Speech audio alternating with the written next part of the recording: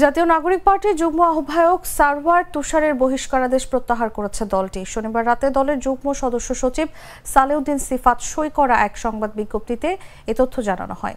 বিজ্ঞপ্তিতে বলা হয়, নৈতিক স্থলনজনিত অভিযোগে গত 17 জুন সারওয়ার তুষারকে কারণ দর্শানোর নোটিশ পাঠানো হয়েছিল। সারওয়ার তুষার দপ্তর মারফত আহ্বায়ক, সদস্য সচিব, রাজনৈতিক পর্ষদ ও এনসিপি শৃঙ্খলা কমিটি বরাবর ওই নোটিশের লিখিত জবাব দেন। জবাব বিশ্লেষণ করে একান্ত ব্যক্তিগত যোগাযোগের এই ঘটনাটি নারীর প্রতি সংবেদনশীলতা এবং ন্যায় বিচারের স্বার্থে এনসিপি গভীর পর্যবেক্ষণের সিদ্ধান্ত নেয়।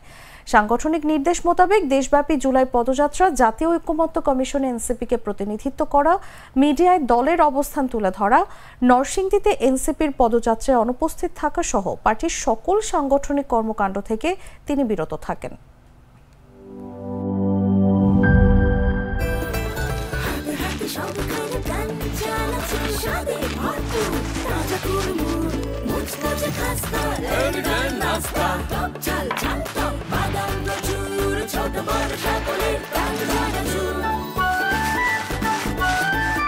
স্বাদে ভরপুর প্রাণ চানাচুর।